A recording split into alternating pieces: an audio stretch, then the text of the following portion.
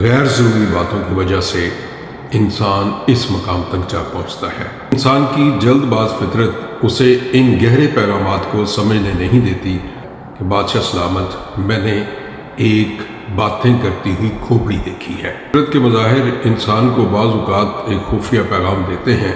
اگر انسان اس پیغام کو سمجھ لے تو وہ اپنی زندگی میں آسانی اور آسائشیں پیدا کر سکتا ہے اور بہت بڑے نقصانات سے بچ جاتا ہے۔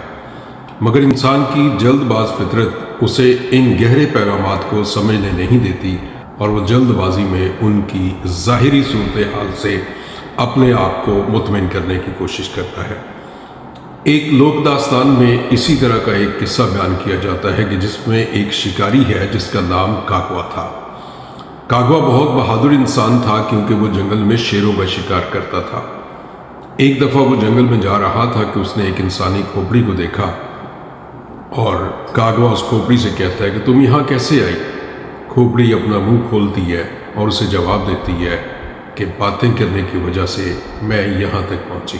ظاہر ایک کھوپڑی بات کر رہی تھی، حقیقت میں یہ کاغوا کے لیے ایک چھپا ہوا پیغام تھا کہ غیر ضروری باتوں کی وجہ سے انسان اس مقام تک جا پہنچتا ہے۔ لیکن کاغوا نے اس کے اس پوشیدہ پیغام کو سمجھنے کی کوشش ہی نہیں کی اور ظاہری پیغام کو دیکھ کر وہ جلدی سے لوٹا، بادشاہ کے دربار میں گیا۔ ان دنوں میں بادشاہ کوئی نئی کہانی سنانے والے کو، انوکھی کہانی سنانے والے کو انعام و اکرام سے نوازا کرتے تھے۔ اس لالچ میں کاغوا بادشاہ کے دربار میں پہنچتا ہے اور اسے جا کر کہتا ہے کہ بادشاہ سلامت میں نے ایک باتیں کرتی ہوئی کھوپڑی دیکھی ہے۔ بادشاہ خاموش رہا اور کاغوا نے اپنی بات کو دہرایا، کہنے لگا علی جا میں ابھی جنگل سے واپس آ رہا ہوں، وہاں میں نے انسانی کھوپڑی دیکھی ہے جو باتیں کرتی ہے۔ بادشاہ نے کہا دیکھو شکاری، جب سے میں پیدا ہوا ہوں نہ تو میں نے کوئی ایسی کھوپڑی سنی ہے اور نہ دیکھی ہے جو باتیں کرتی ہو، یہ تمہارا وہم ہو سکتا ہے۔ لیکن کاغوا نے انسسٹ کیا کہ وہ کھوپڑی سے خود مل کر آیا، اس نے اسے باتیں کرتے ہوئے دیکھا ہے۔ اس پر بادشاہ نے اپنے 2 محافظوں کو بلایا اور ان سے کہا کہ شکاری کے ساتھ جاؤ، اس کھوپڑی کو تلاش کرو، اگر اس کی بات درست ہے تو اسے منہ مانگا انعام دیا جائے، مگر اگر اس نے جھوٹ بولا ہوا تو اس کی سزا یہ ہے کہ اس کو اسی جگہ پہ قتل کر دینا۔ کاغوا با اعتماد تھا، وہ محافظوں کے ساتھ جنگل میں گیا، جنگل میں کھوپڑی کو تلاش کرتے رہے۔ کچھ دنوں کے بعد کھوپڑی مل گئی۔ کاغوا بہت خوش ہوا یہ سمجھتے ہوئے کہ آج بھی کھوپڑی اسی طرح باتیں کرے گی اور بادشاہ سے وہ منہ مانگا انعام پا لے گا۔ اس نے کھوپڑی سے پھر وہی سوال کیا تم یہاں کیسے آئی؟ مگر کھوپڑی نے نہ بولنا تھا اور نہ بولی۔ کاغوا نے بار بار اسے کہا، اس کی منتیں کی، مگر کھوپڑی نے کوئی جواب نہ دیا۔ بادشاہ کے حکم کے مطابق ان محافظوں نے کاغوا کو وہاں قتل کر دیا، اور جب وہ قتل کر کے وہاں سے لوٹے اب کھوپڑی نے منہ کھولا اور اسے کہنے لگی شکاری تم یہاں کیسے پہنچے؟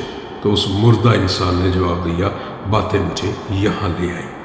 اب یہی سوال کا جواب اسے تو پہلی کھوپڑی نے بتا دیا تھا کہ اگر فضول باتیں کرو گے، لا یعنی باتیں کرو گے، ایسی باتیں کرو گے کہ جو عقل و شعور میں آنے والی نہیں ہیں، تو تمہارا انجام بھی یہی ہوگا جو کھوپڑی کا پہلے ہو چکا تھا۔ کاغوا چونکہ لالچ میں آ گیا تھا، اور لالچ انسان کو اندھا کر دیتا ہے، بہرا کر دیتا ہے، اور اسی لالچ کے لیے وہ بادشاہ کے پاس پہنچا۔ ماضی کے بادشاہ ڈکٹیٹر ہوا کرتے تھے، وہ ظالم بادشاہ ہوتے تھے۔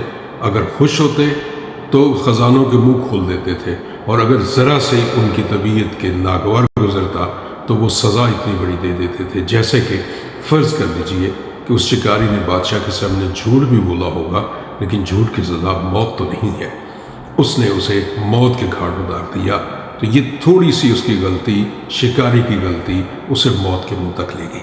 اگر ہم ان مظاہر فطرت کے جو پیغامات ہیں ان کو تفکر سے، تدبر سے، ہم سوچ و بچار کے ساتھ ان پر غور کریں تو یقیناً یہ ہماری رہنمائی کر رہے ہوتے ہیں اور ہم ایک بہت بڑے نقصان سے بچ جاتے ہیں۔